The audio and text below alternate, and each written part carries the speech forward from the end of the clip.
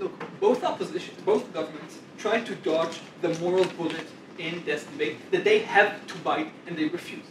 If there was a culture in a specific unit of using rape as a tool of war, on their logic they say, no, we would not, we would say that it's fine, we would give those soldiers a lesser sentence. We say they need to defend it even on the hypothetical which they refuse. We think that war crimes by their nature are so rare, as per OG's analysis, we hear about them so little that in fact we usually only hear about the worst of the worst, right? Because those are the things that it's so hard to hide. It's those things that people who participated in feel that they can no longer hold it in. If I used the wrong weapon, no one would even talk about it to the press, no one even cares. It is only the most grave and worst moral transgressions that are even the ones who ever get to trial or that we talk about. And therefore, they should defend those, and frankly, we have heard no real defense.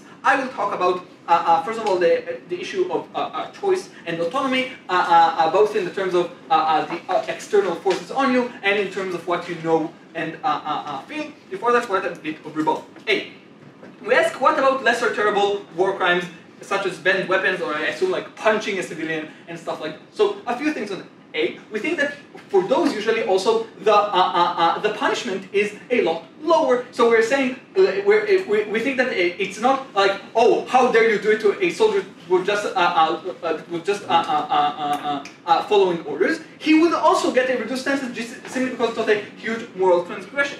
But secondly, we say on those cases, other defenses are incredibly viable. So, for example, it's very easy to say I punched that civilian in a self-defense because a civilian it's very unlikely that poses like an incredible grave danger to a fully operative soldier, but you know, he still could cause some physical harm, so causing some physical harm to him in return is proportionate and would be acceptable as defense. If I was told to use a different sort of weapon than I was told before, I don't know like specifically which weapons are which in terms of banned. I know that some weapons are banned, but I may not know that this weapon is banned, so I can say I just didn't know. So other defenses in those more like gray areas are incredibly applicable, and therefore there is no need in the moral sense for that defense. And specifically notice, the fact that I was following orders is not what makes it a defense for those actions. Now, also please notice, if I refuse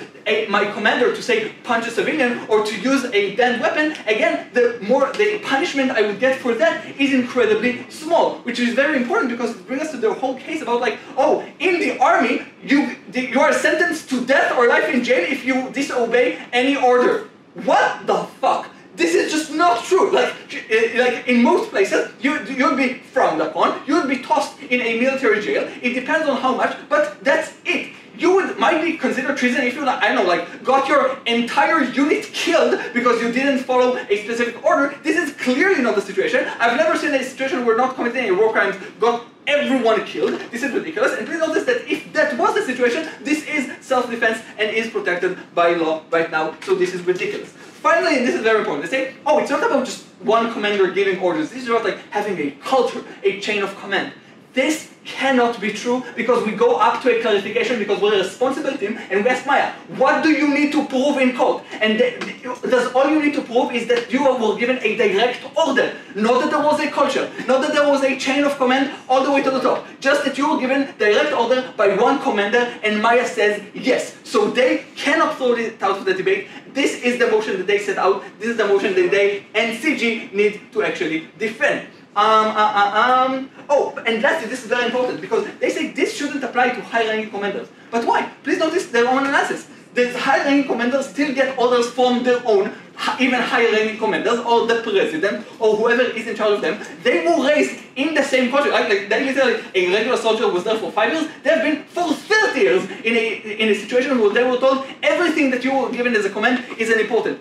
On their logic, you should apply that also to higher ranking officers. Please notice the fact that they want is because exactly they understand that every person has their own autonomy, which brings me directly to that right now. What do we tell you now about autonomy? We tell you, look, It's true that a soldier doesn't have an autonomy about everything. But we're saying, on the most extreme of cases, yes, even he does have an autonomy. We don't buy that they just do everything for the army. As I told you, many times those soldiers are critical of the army. Soldiers fake injuries. Soldiers pretend to be sick, like me right now. Soldiers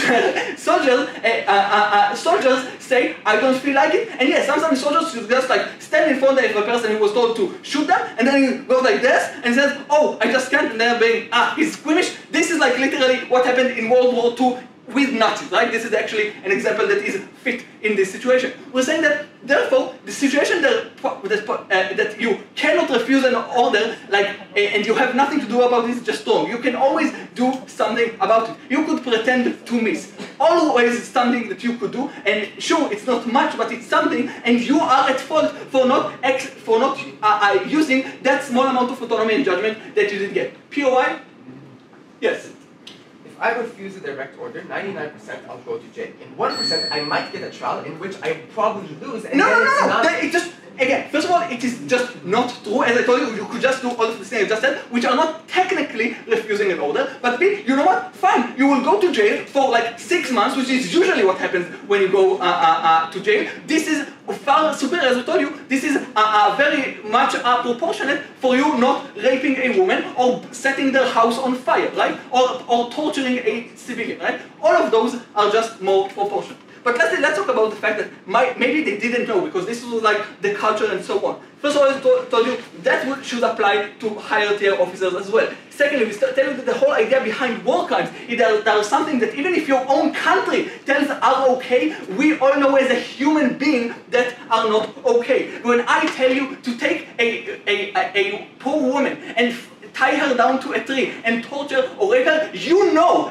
this is bad, even if everyone else around you tells you it is not. And lastly, we know that they know it's wrong because they try to hide it themselves. They never speak about it in direct orders exactly because they all understand this is a terrible thing and everyone would hold them accountable at a later term. So for all those reasons, you know it's bad, you know it's wrong, you should be present.